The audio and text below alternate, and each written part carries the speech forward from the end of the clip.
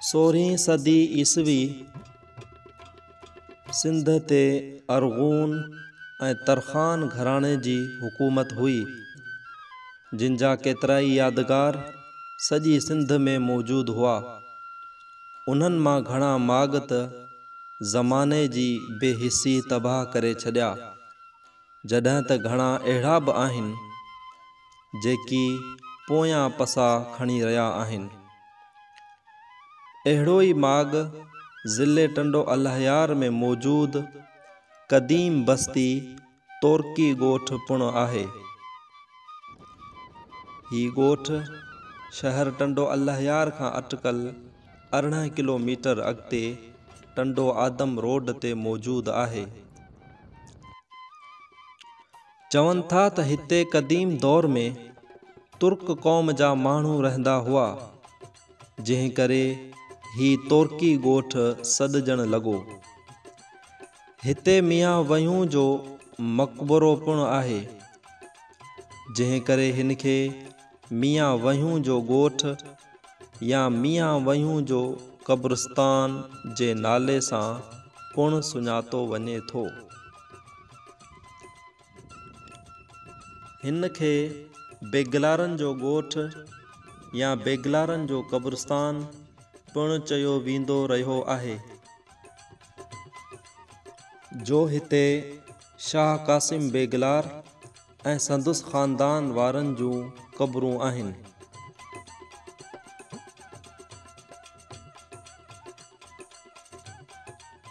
हिते सिंध जे अज़ीम सूफ़ी शाइर शाह अब्दुल लतीफ़ भिटाई रहमतुल्लाह अलैह जे सोहरे मिर्ज़ा मुग़ल बेग जी पिणु क़बर आहे, जो ही मिर्ज़ा मुग़ल बेग जो अबाणो ॻोठ पिणु रहियो हो।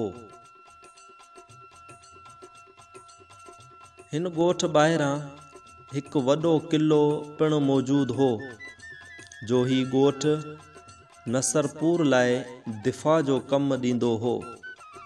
हिते हिन क़ब्रिस्तान में घणो कुझु अहिड़ो आहे जेको हिन अज़ीम बस्ती जी हिकु शानदार माज़ी ऐं हाणोके ज़माने जी बेहिसी जो हिकु दर्दनाक दास्तान बयानु करे रहियो आहे।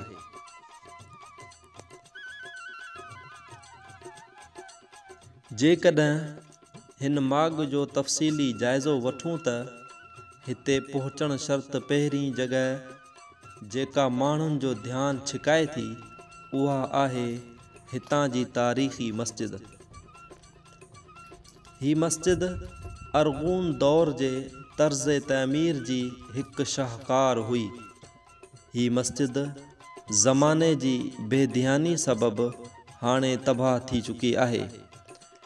हिन मस्जिद जी अॾावत सिरनि जी हुई। मथां हिकु वॾो गुंबद ठहियल हुअसि, जेको हाणे किरी चुको आहे। हिन मस्जिद जे मथां चुन जो लेपो थियल हो। हिन मस्जिद में लॻभॻि 100 खनि निमाज़ी नमाज़ अदा करे सघंदा हूंदा। चवनि था त मस्जिद अंदरि अरबी ऐं फ़ारसी में इबारतूं पिणु लिखियल हुयूं, पर सभु मिटिजी वियूं आहिनि। मस्जिद जे ॿाहिरां अंगण पिणु हो। चवनि था त हिते मियां वहियूं जो मदरसो हो।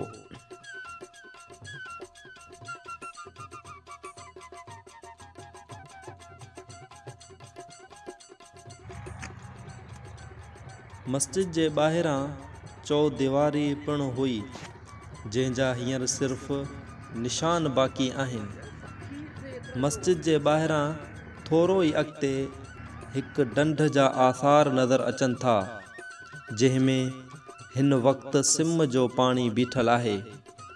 ही ढंढ शायदि पुराणे वक़्त में सांगरे दरिया जे पाणी सां भरी वेंदी हुई।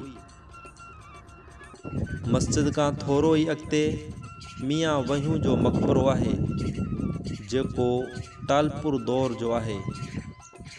हिन मक़बरे जे मथां अछे चुन जो लेपो थियल आहे।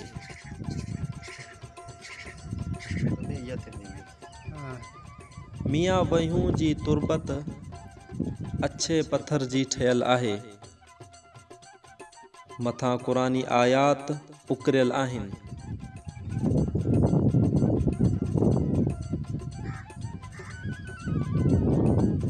मज़ार ते लॻल कुतबे ते वफ़ात जो साल 1001 हिजरी लिखियल आहे, जेको अरबी मिसरा मा तफ़ी इश्क़े मां निकिरे थो।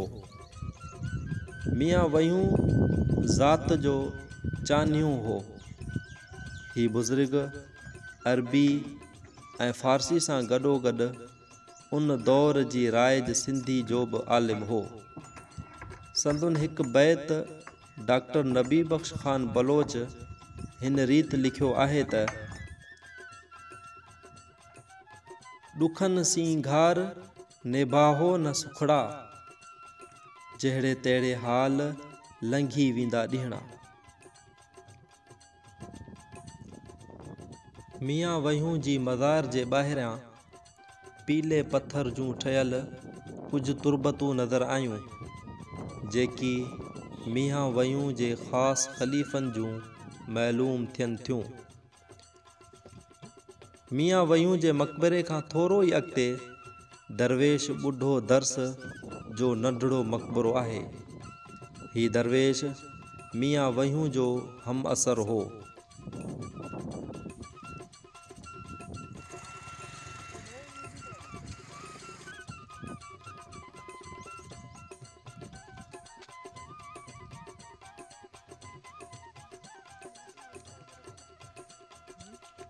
मियां ॿुढे दर्स जी मज़ार सन्हड़ियुनि सिरनि सां गोल नमूने जी ठहियल आहे। तुरबत ते को बि कुतबो लॻल न हो, जंहिं मां संदसि वफ़ात जो साल मालूम थी सघे।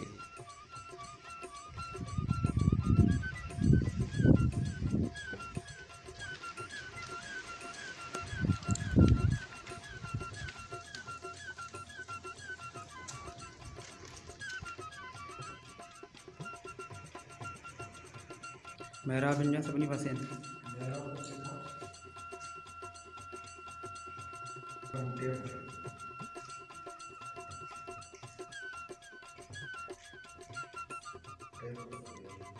मियां ॿुढे दर्स जी मज़ार खां थोरो ई अॻिते सैयद इस्माइल शाह बुखारी जी मज़ार आहे।